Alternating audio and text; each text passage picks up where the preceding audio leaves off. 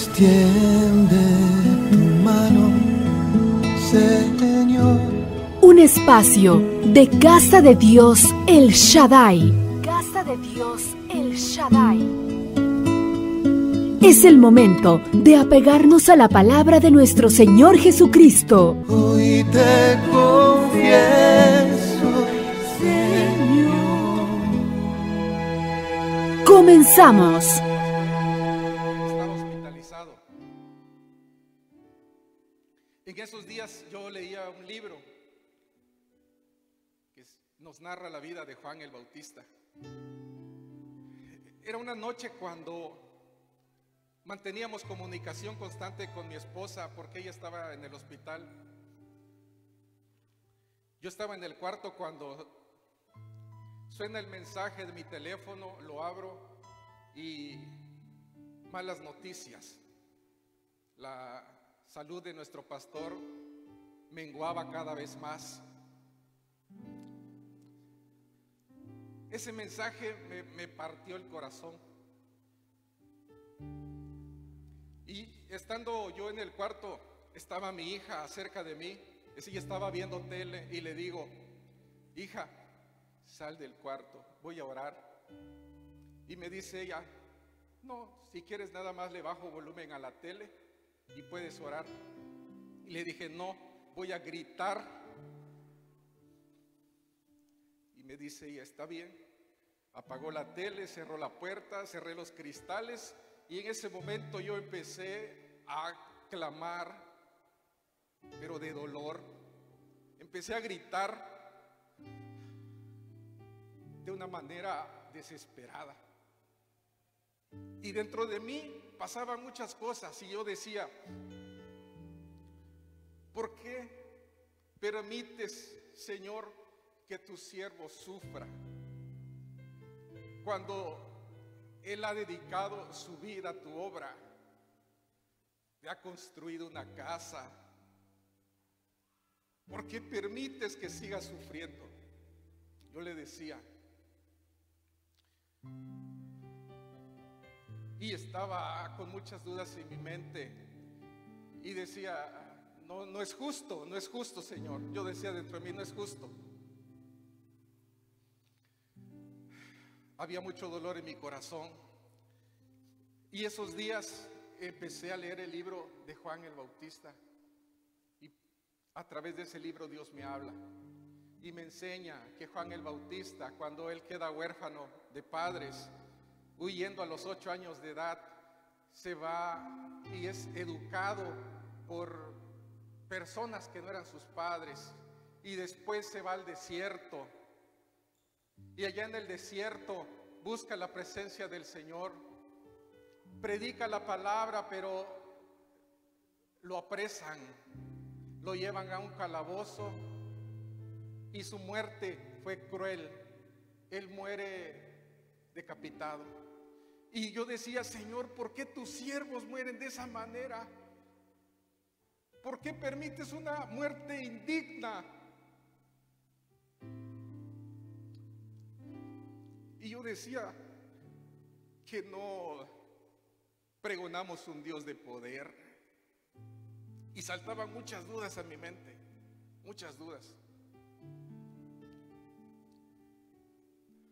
El Señor me ha ido hablando a través de su palabra, a través de la lectura de su palabra, y me ha hecho entender algunas cosas. Y esto me llevó a escribir esta prédica. Y yo estaba leyendo el libro de Filipenses 4:11. Quiero que pongas atención. La palabra de Dios es hermosa, es muy clara.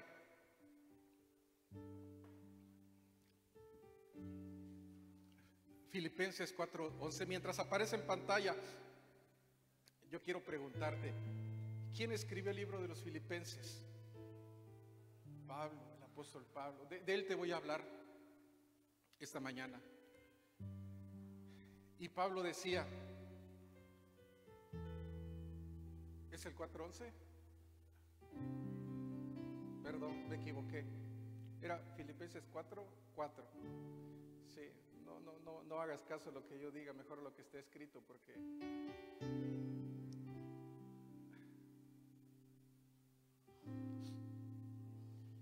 vean qué dice Pablo.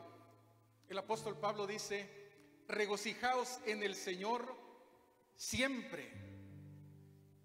Y dice: otra vez digo, regocijaos. Vean, no quites esa cita de allí.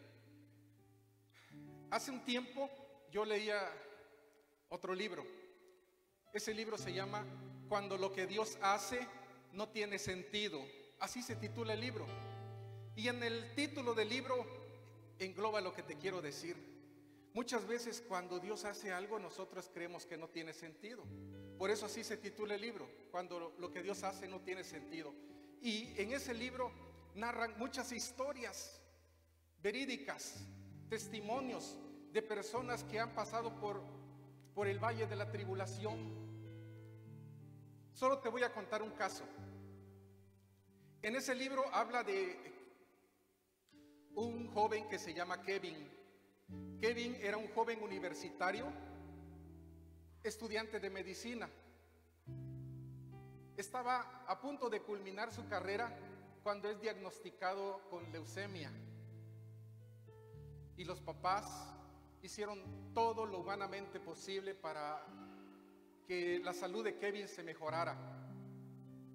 Lleva tratamientos médicos e incluso sus compañeros de universidad hacen colectas para ayudarle de manera económica y él pueda continuar con su tratamiento.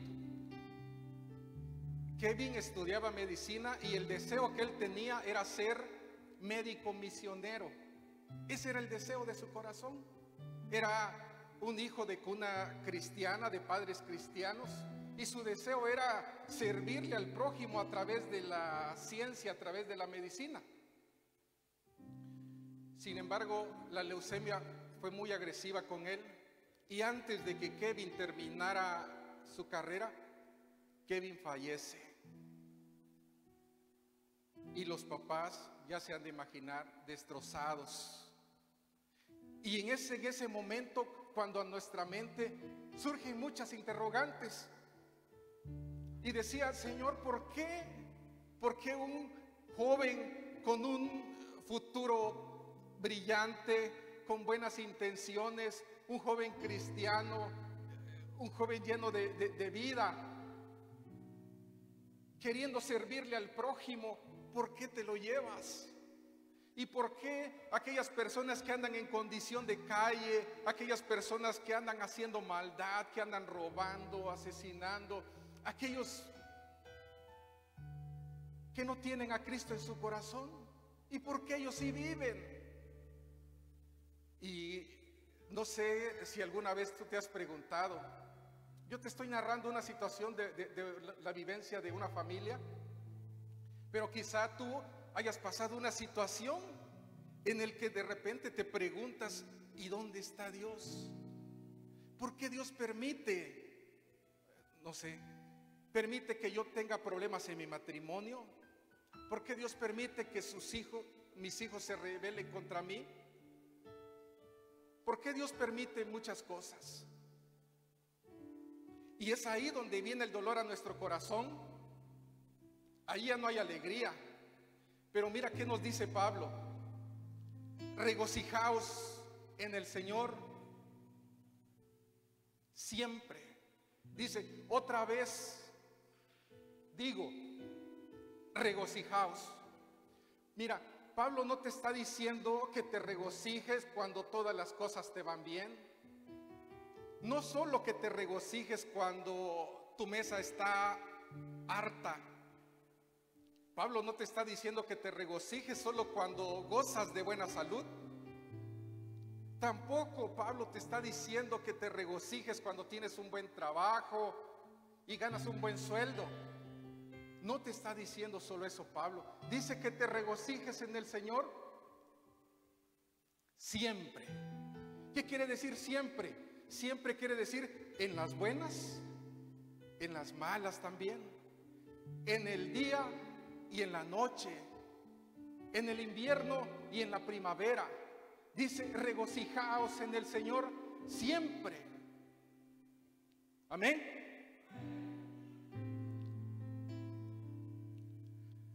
Ahora, tú puedes decir, bueno, es que decir regocijaos en el Señor siempre, pues es fácil de decir, pero no es fácil de vivir.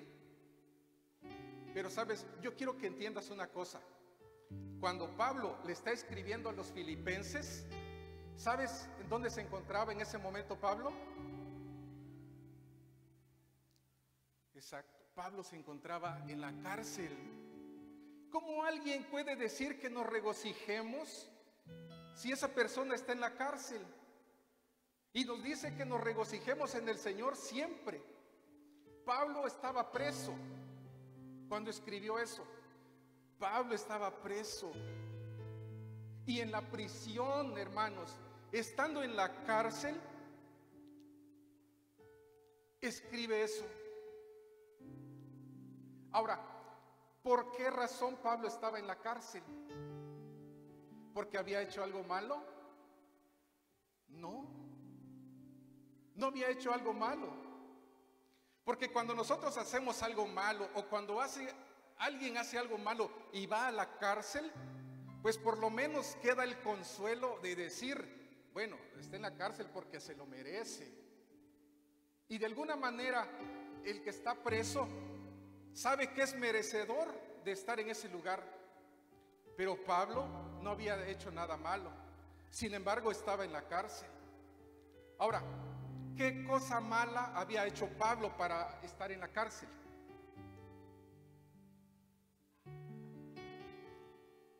¿Qué cosa había hecho Pablo? ¿Qué cosa mala había hecho Pablo? Y te voy a hacer algunas preguntas. La primera de ellas: ¿tú crees que Dios cuida a sus siervos, los protege, los defiende del mal? ¿Tú crees que Dios hace eso? Amén. Te hago la siguiente pregunta. ¿Tú crees que Pablo era un siervo del Señor? Amén. Bueno, te voy a hacer la última pregunta. Entonces, si Pablo era un siervo del Señor, y si Dios cuida de sus siervos, entonces, ¿por qué razón Pablo estaba en la cárcel?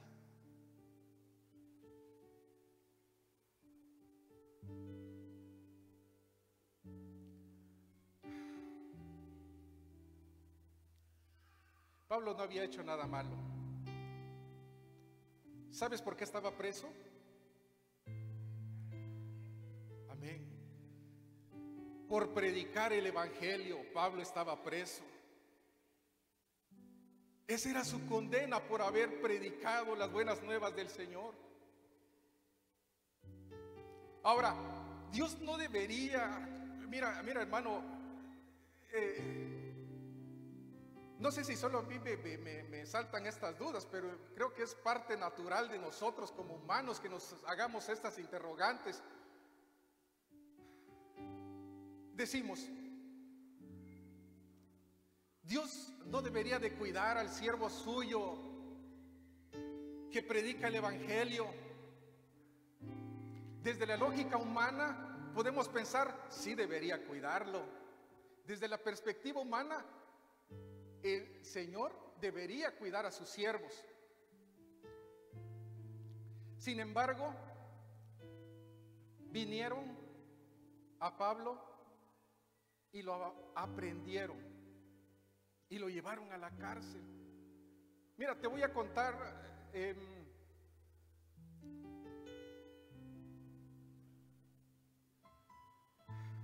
no te lo voy a leer, te lo voy a narrar de esta manera. Mira, Pablo estaba preso, pero en la mente de Pablo tenía muchos planes misioneros. Y Pablo le escribe a Filemón y le escribe una carta y le dice, mira, voy a Roma y de Roma me voy a ir quiero ir a predicar a España, así que necesito la ayuda de ustedes. Te lo estoy parafraseando. eso lo escribe en una carta. Y dice Pablo, cuando él estaba escribiendo, le dice, mira, le dice a Filemón, voy a ir a Corinto a recoger ofrendas para las viudas, para las desamparadas. Y de Corinto voy a Jerusalén a dejar las ofrendas. Y de Jerusalén me voy a Roma. Y de Roma me voy a España. Eso les dice Pablo, les escribe. Ustedes pueden encontrar eso en el libro de los Hechos, en el libro de los Romanos. Y Pablo le escribe lo que él quería hacer. Sin embargo, él efectivamente llega al pueblo, a la región de Corinto, recibe las ofrendas, se va a Jerusalén, deja las ofrendas a las viudas, pero cuando él iba a partir justo a Roma, es aprehendido. En ese momento aprenden a Pablo y lo meten preso. Y lo meten preso con acusaciones mentirosas, con injurias.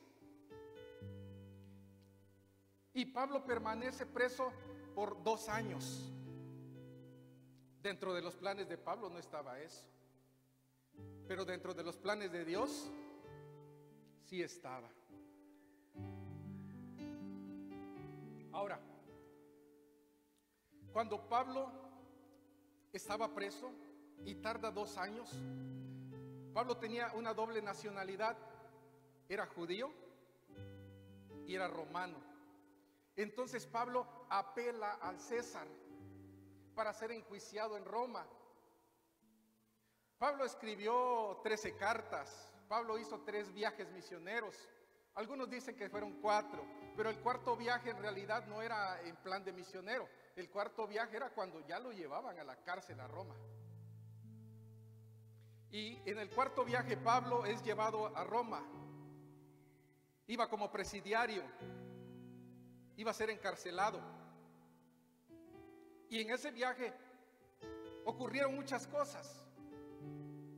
En el mar se desataron las olas, vinieron los vientos y tuvieron que naufragar en una isla. Es la isla de Malta. Allí tuvieron que pernoctar por muchos días. Y en una de esas noches Pablo, ya cansado, llega a una cueva, descansa y para colmo, ¿sí saben lo que le pasa? Es mordido por una serpiente.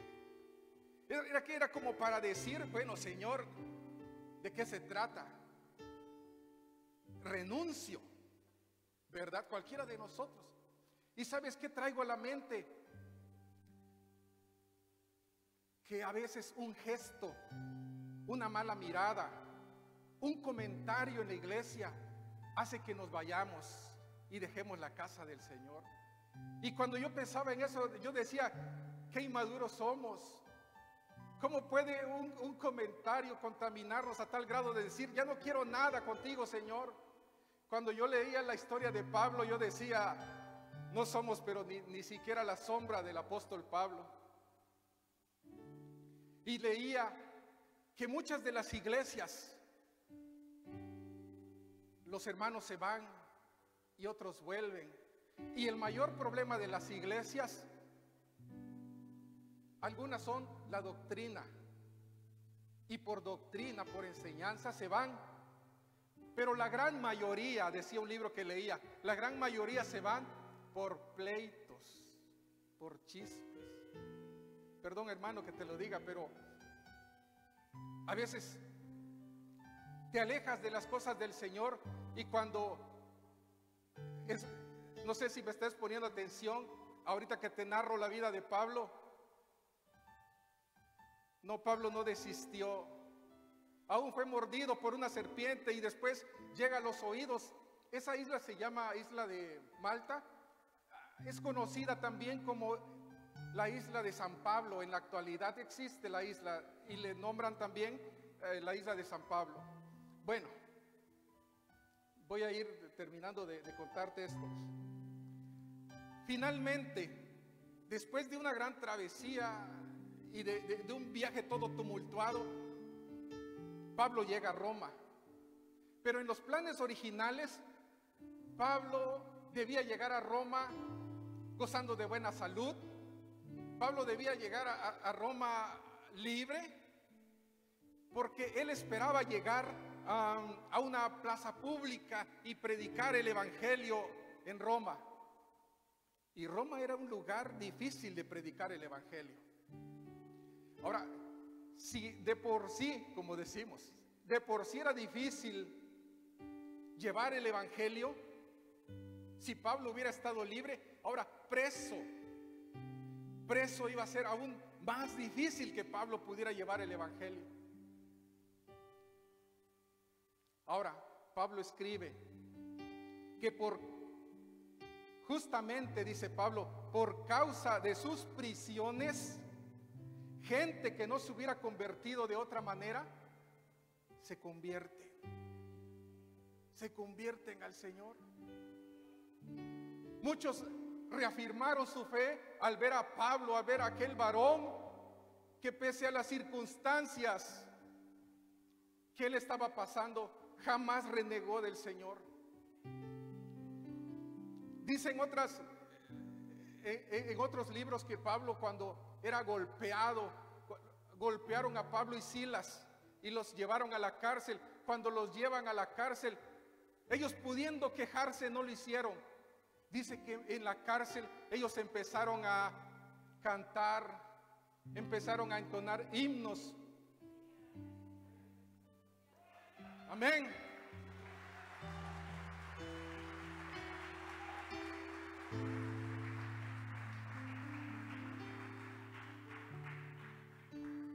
Empezaron a entonar himnos y las puertas, los cerrojos de la cárcel fueron abiertos, dice. Se abrieron y los presos empezaron a salir, los grilletes empiezan a abrir y los presidiarios empiezan a huir, empezaron a ver su libertad, pero no huyó ni Pablo ni Silas. Y aprovecharon ese momento para predicarle al carcelero, y el carcelero les pide que vayan a su casa y lleven el mensaje de buenas nuevas a su familia. Pero mira, ¿por qué te narro esta historia? Porque quiero que entiendas que aún en medio de nuestro dolor, aún en medio de la situación difícil que estemos pasando, Dios tiene el control de todas las cosas. Amén. Ahora, amén. Dale fuerte las palmas al Señor, mi hermano.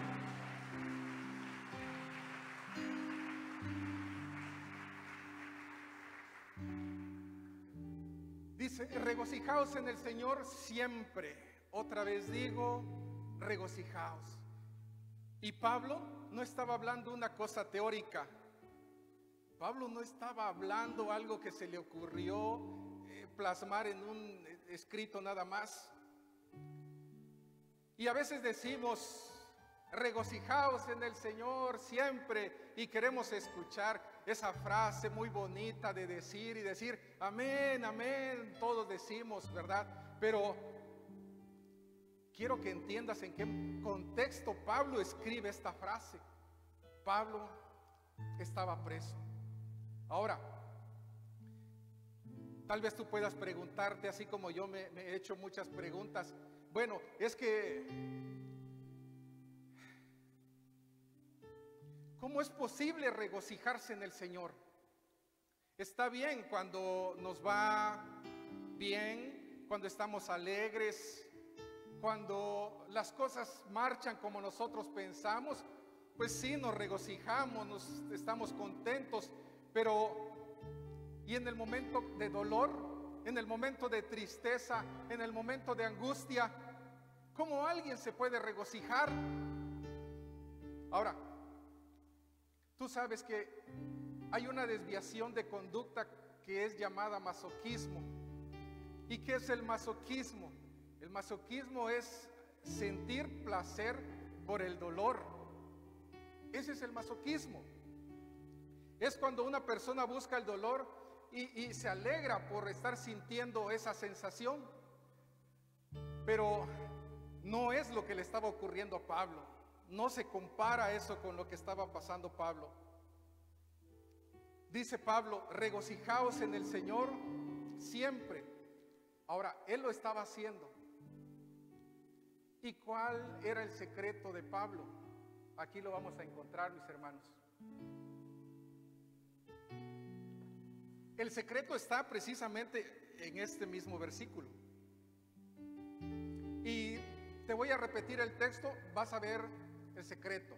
Dice, regocijaos en el Señor siempre. En el Señor, hermano, ahí está el secreto que Pablo escribió. Nos íbamos a regocijar, pero estando en el Señor. Es decir, cuando tú estás en comunión con el Señor, cuando tú estás conectado con el Señor, vas a poder regocijarte en medio de ese dolor, en medio de esa dificultad. Y no solo cuando las cosas son buenas, también vas a aprender a regocijarte cuando las cosas van malas.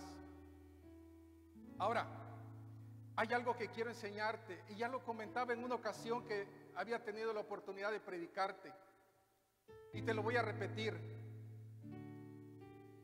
Sabes, el dolor, las dificultades que nosotros tenemos no nacen en la mente de Dios, no nacen en el corazón de Dios. Nunca pienses que tú estás sufriendo porque comúnmente decimos, es que tal vez estoy recibiendo un castigo del Señor, o tal vez porque hice algo mal, o porque me estaba portando mal, por eso me está castigando el Señor. No pienses eso, porque encontramos en el libro de Jeremías capítulo 29 verso 11 que el Señor nos dice, mira los pensamientos que tengo acerca de vosotros, mira los planes que tengo acerca de ti. Y dice, pensamientos de bien y no de mal, pensamientos de amor y no de guerra, pensamientos de amor y no de odio. Esos son los planes que Dios tiene para ti.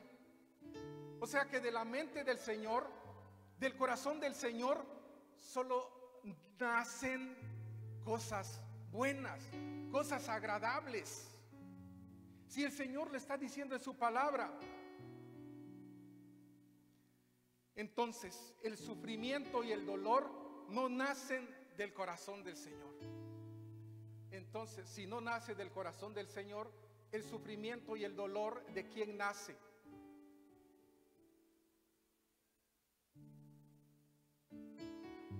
El sufrimiento y el dolor nacen del corazón del diablo, hermanos. ¿Y qué quiere hacer el diablo cuando te lleva un dolor, un sufrimiento a tu corazón, a tu mente? La intención es que tú pienses que Dios te está castigando y que tú maldigas a Dios. ¿Dónde podemos ver más claramente esto que te estoy hablando? Lo vamos a encontrar en el libro de Job. En el libro de Job, nosotros vamos, algunos predicadores dicen, el libro de Job es el compendio de la teología del dolor, así le llaman al libro de Job. Le llaman que la teoría del misterio del dolor.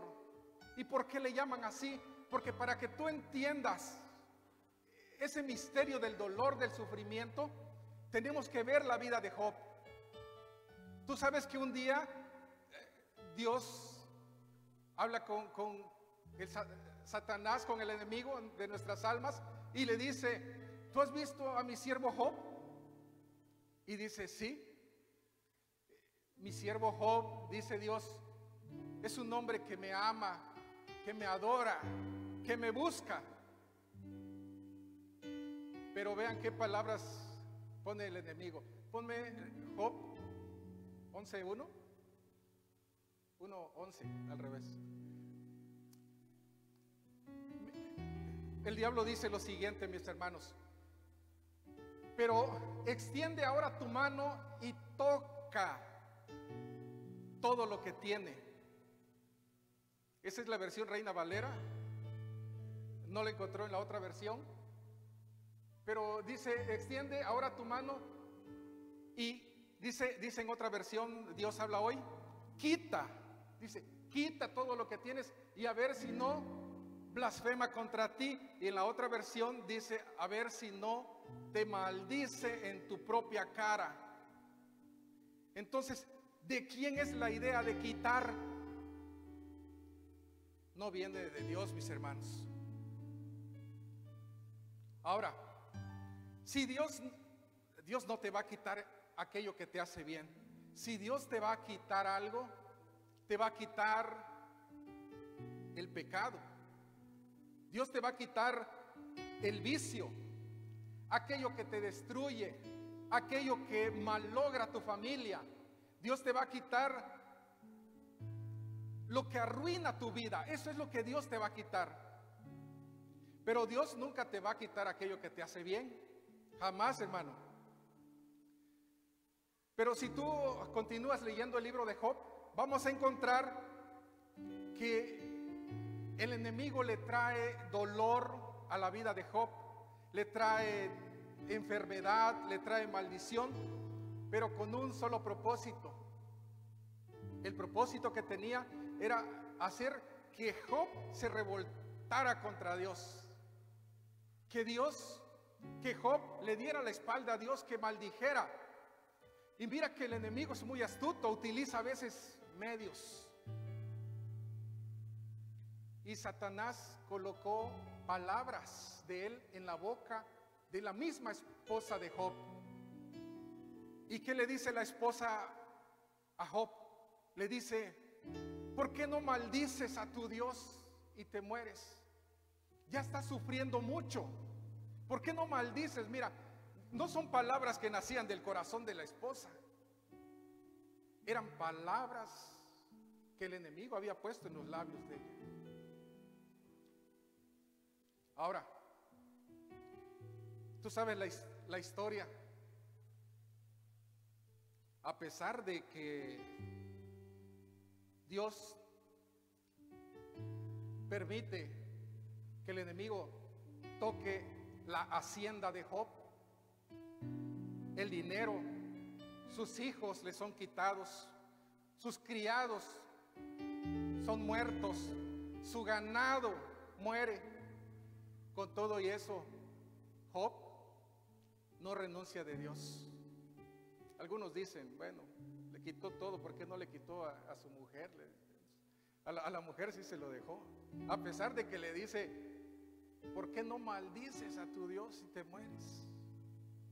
¿Verdad? La misma mujer fue usada en contra de él. Ahora, muchas veces el enemigo se vale de nuestras malas decisiones para que nosotros creamos que Dios nos está castigando. Y te voy a poner un ejemplo muy sencillo. Tú no vas a decir, hermano, es que el diablo me metió el alcohol en la boca, hermano. El diablo me puso un cigarrillo en la boca, yo no quería, pero pues el enemigo me está usando. No puedes decir eso. Nosotros recordamos a un hermano que tiene ya muchos años que no lo hemos visto. Pero en una ocasión este hermano dice, ay hermano, yo no quería pecar. Y fíjese que pues no, ni tomé alcohol, ni nada, ni drogas, y no sé cómo de repente, dice él, de repente que voy apareciendo con otra mujer, hermano. Así como que no sé cómo el enemigo le hizo, pero yo ni cuenta me di, ¿verdad? Pero mira, el enemigo se sirve de nuestros propios errores. Él utiliza nuestros propios errores, nuestras malas elecciones, nuestras malas decisiones, y esas malas decisiones, esas malas elecciones nos traen dolor a nuestra vida. ¿Y para qué? Para que pensemos que es Dios el que nos está castigando, para que nos alejemos de Dios y digamos, definitivamente me voy porque Dios no me ama, y emprendemos la huida. Y de repente, y el hermano pues, se fue. ¿Por qué? Pues porque escuchó como que le hicieron un comentario que lo lastimó, lo hirió. Bueno, vamos a continuar con esto. ¿Cómo podemos regocijarnos en medio del dolor, mis hermanos? Una, a ver si les quedó claro, es estando en el Señor. Ese es lo primero. Y la segunda, la cita bíblica de Juan 15:10. Aquí quiero que pongan un poco más de atención.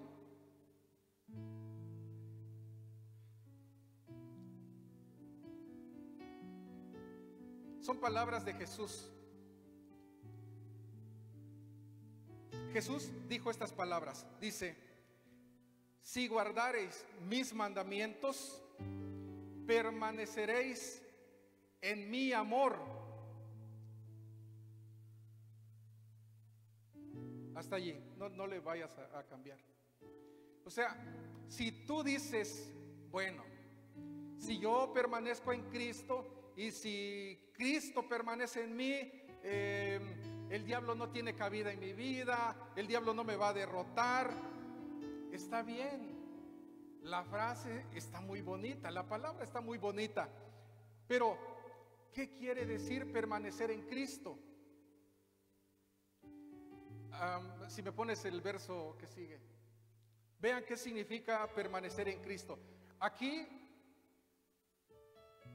viene Jesús y dice: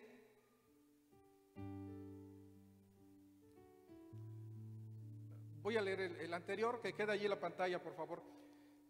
Si guardareis mis mandamientos, permaneceréis en mi amor, así como yo, dice Jesús, he guardado los mandamientos de mi Padre y permanezco en su amor. El versículo 11 dice: estas cosas os he hablado, dice Jesús, para que mi gozo, mi alegría, mi regocijo esté en vosotros y vuestro gozo sea cumplido. Amén. Ahora, si pones atención, aquí vas a encontrar el secreto. ¿Quieres aprender a regocijarte cuando en tu vida las cosas malas llegan a ti? ¿Quieres aprender a regocijarte en medio del dolor, en medio de las lágrimas, incluso hasta cuando pierdes el empleo, cuando un hijo tuyo se enferma, que creo que los que somos papás es el dolor más grande que podemos tener, ver a un hijo nuestro postrado, sufriendo con un malestar, estando mal de salud, es lo más doloroso. Pero quiero que entiendas una parte.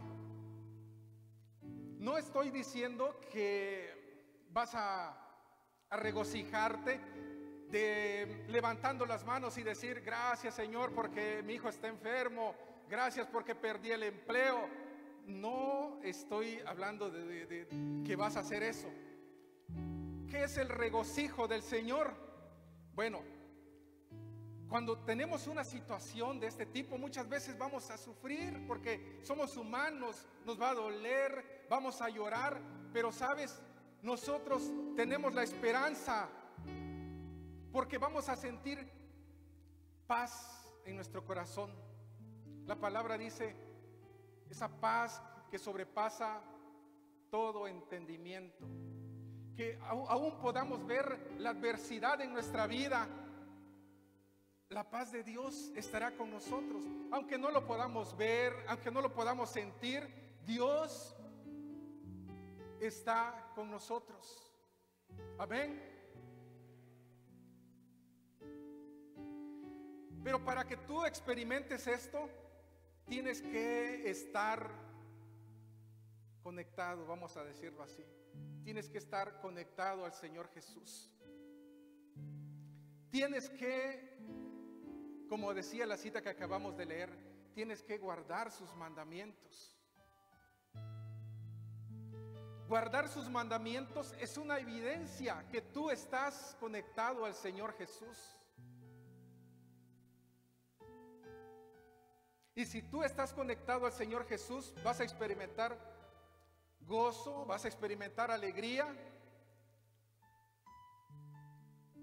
pero tienes que guardar sus mandamientos. Y me vas a decir, hermano, pero es que, ¿cómo me va a pedir que guarde sus mandamientos? Eso es muy difícil. Y mira, te lo voy a decir de otra manera. Cuando Adán y Eva fueron creados, ellos fueron creados con naturaleza perfecta, así se les llama, con esa naturaleza perfecta. Tenían ellos una tendencia a obedecer, y es que para ellos, como fueron creados de esa manera, era natural obedecer, no les costaba nada. Tan natural como de nosotros, como tomamos agua, como nos dormimos, como comemos, así de natural. Ellos tenían esa tendencia natural a obedecer.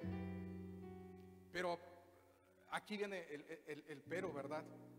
Pero infelizmente Adán y Eva desobedecieron y se apartaron de Dios.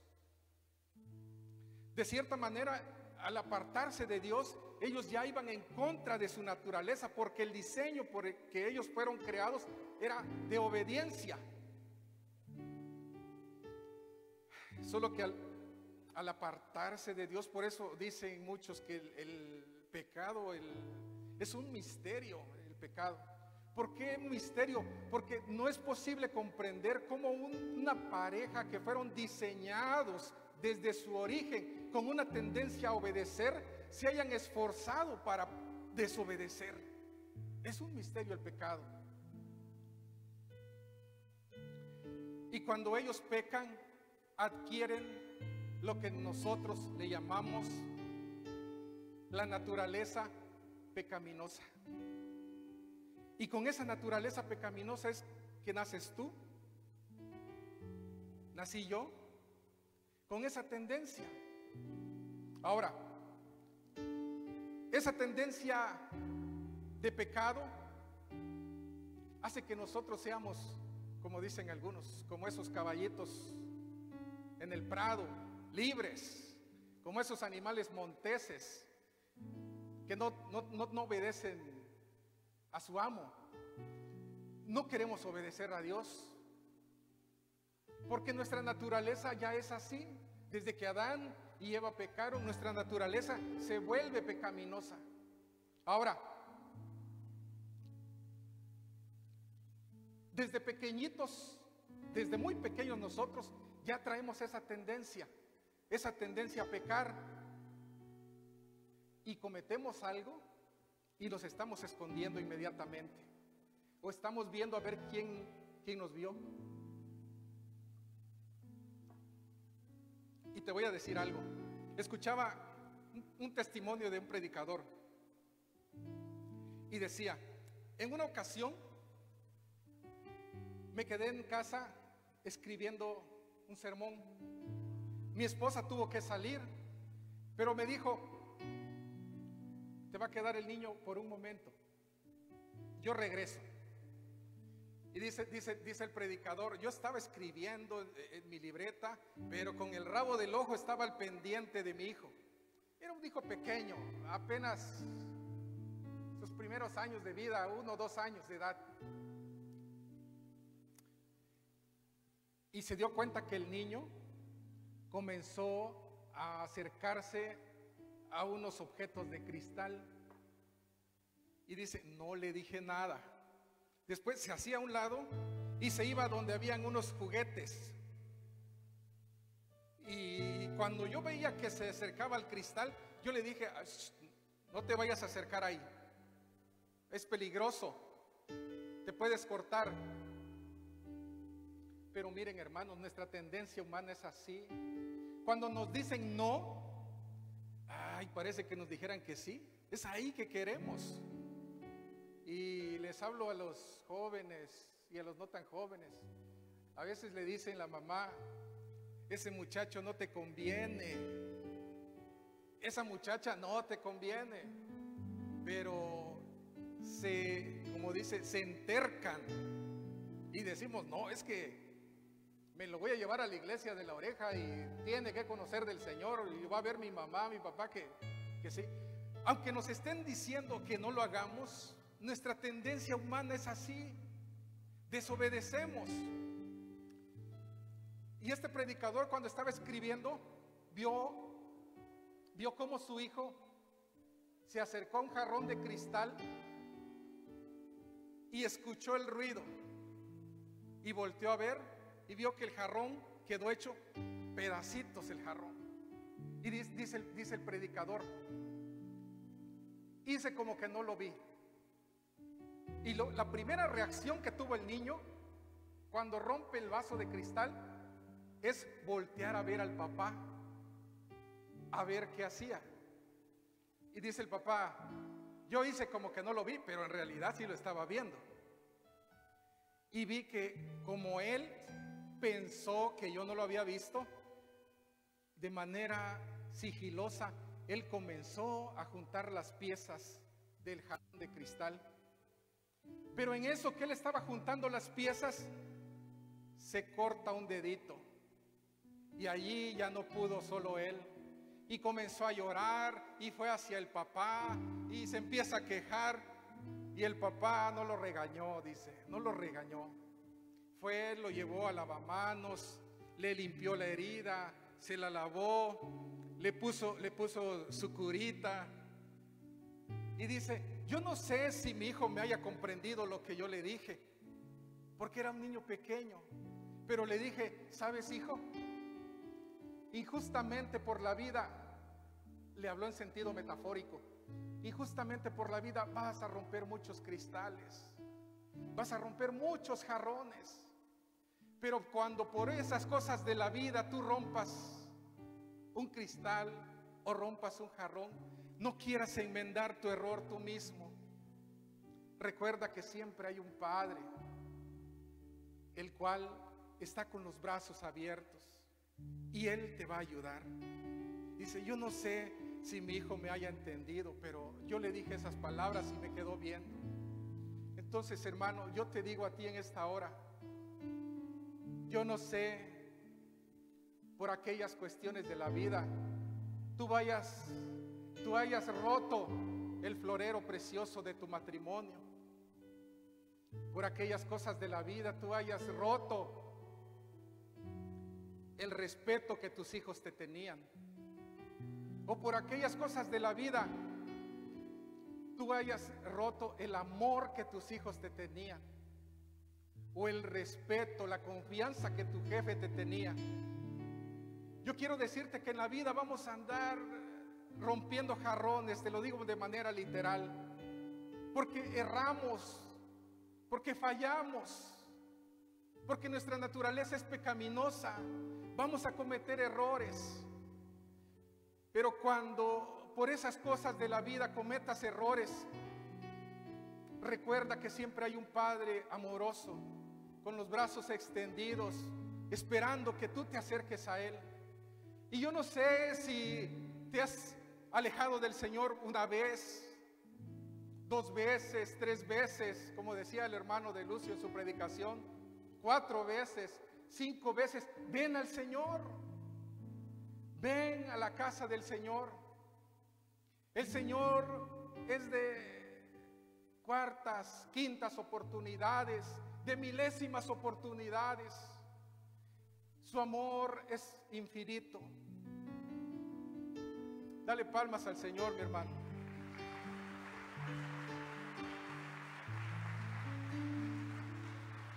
El amor de Dios no tiene límites, no conoce fronteras.